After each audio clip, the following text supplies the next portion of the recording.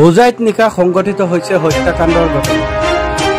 হোজাই থেপলাগুৰিত সংঘটিত হৈছে উক্ত হত্যাকাণ্ডৰ ঘটনা। ভাৰত চেইং নামৰ যুৱকে চোকা অস্ত্ৰৰে হানিকুচি হত্যা সন্তোষ দাউদুং লংথা নামৰ যুৱকক। দেবেং দাউলা গপু নামৰ লোকজনৰ সৈতে সন্তোষ আহিছিল ফুৰিবলৈ জ্যোতিকা কেম্প্ৰাই নামৰ মহিলাৰ ঘৰত। প্ৰেমৰ বাবে হত্যাৰ সন্দেহ স্থানীয় ৰাইজৰ। হত্যা কৰি পলায়ন ভাৰত চেইং নামৰ যুৱকৰ। ঘটনাস্থলীত হোজাই আৰক্ষী উপস্থিত হৈ মৃতদেহ উদ্ধাৰ কৰাৰ লগতে অব্যাহত ৰাখিছে তদন্ত। চাওক আমাৰ এই প্ৰতিবেদন। সন্তোষ বুলি কোৱা মানুহটো আহিছিল আমি ইয়াতে বাইদেউ ঘৰতে ফুৰিবলৈ, কিবা দেবেন দাউলা গপুৱে লৈ পেলাই আহিছিলে। তেতিয়া মানে ৰাতি হৈছে, তাৰপিছত মানে বাইদেৱে ঘৰত যা গ'ল বুলি কৈছে, যোৱা নাই। তাৰপিছত মানে দেবেনে তাক এৰি পেলাই থৈ গ'ল। তাৰপিছত আৰু মানে এইপিনে পিছ মানে পঠাই পিনি ভাৰত আহি পেলাই তেনেকৈ ঘটনা কৰিছে। কোনে মাৰিছে তাক? ভাৰত চেংয়ুং। ভাৰত চেংয়ুং। এতিয়া তেওঁ ক'ত আছে? এতিয়া বোলে তাই ডিঙত আছে বুলি শুনিছোঁ এতিয়া। যোন মৰিছে তেওঁৰ নাম কি? সন্তোষ চিন্দেপে দাউদুং লংথা। সন্তোষ। তেওঁৰ ঘৰ ক'ত?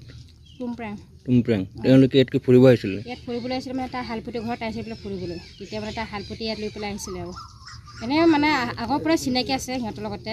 তাৰ ঘৈণীয়েকৰ লগতো যেতিয়া ঢুকা নাই তেতিয়া চিনাকি আছিলে ভালেই। সেইকাৰণে মানে সি মানে দেবেনে তাক লৈ পেলাই ইয়াত আহিছিলে ফুৰিবৰ কাৰণে। তেতিয়া মানে সি মানে আৰু অলপ সময় বহিবৰ কাৰণে থাকিছিলে। তাৰপিছত মানে দেবেনে তাক এৰি পেলাই থৈ গ'ল। তাৰপিছত মানে আধা ৰাতি মানে ভয় কৰি পেলাই যোৱা নাই, মানে হাতী অহাৰ কাৰণে মানে সি যোৱা নাই, ইয়াত থাকিম বুলি কৈছিলে আৰু ৰাতিতে তাক হত্যা কৰিছে। তেতিয়া মানে ভাৰতে জেগা লৈ পেলাই আহি পেলাই এনেকৈ হত্যা কৰিছে। বাইদেউকো কাটিছে।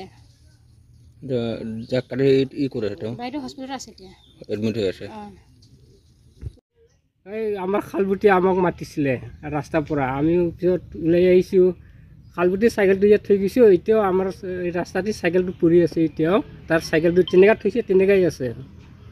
তাৰপিছত ক'ত যাবি বুলিছে, মই এইফালে অলপ গৈ আহিম তেনেকৈ কৈছে বোলে। হাতী ওলাই আছে বুলি মই হাতীটো তাক চাব যোৱা নিচিনা হৈ গ'ল, তাকো লৈ আহিম আৰু তেনেকৈ হিচাপত মই গৈ আহিছোঁ।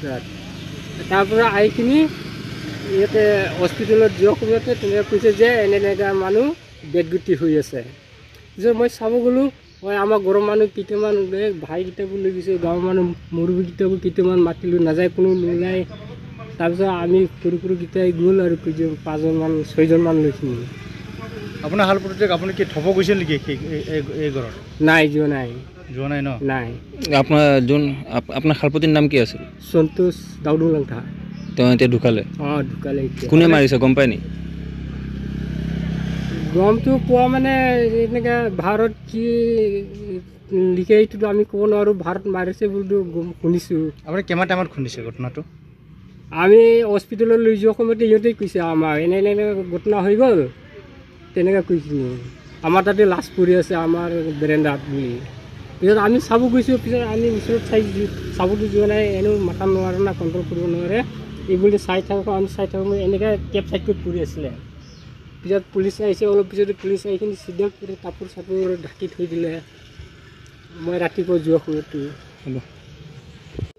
এই আমাৰ খালবুটি আমাক মাতিছিলে ৰাস্তাৰ পৰা। আমি পিছত ওলাই আহিছোঁ।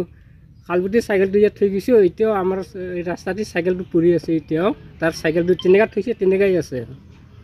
তাৰপিছত ক'ত যাবি বুলিছে, মই এইফালে অলপ গৈ আহিম তেনেকৈ কৈছে বোলে। হাতী ওলাই আছে বুলি মই হাতীটো তাক চাব যোৱা নিচিনা হৈ গ'ল, তাকো লৈ আহিম আৰু তেনেকৈ হিচাপত মই গৈ আহিছোঁ।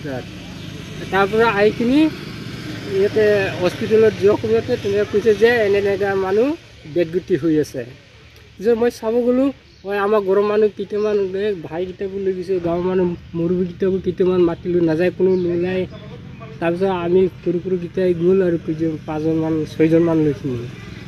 আপোনাৰ শালপতিক আপুনি কি থ'ব গৈছিল নেকি এই ঘৰত? নাই, যোৱা নাই ন? নাই। আপোনাৰ শালপতিৰ নাম কি আছিল? সন্তোষ দাউদুং লংথা। তেওঁ এতিয়া ঢুকালে? ঢুকালে। কোনে মাৰিছে গম পায় নি?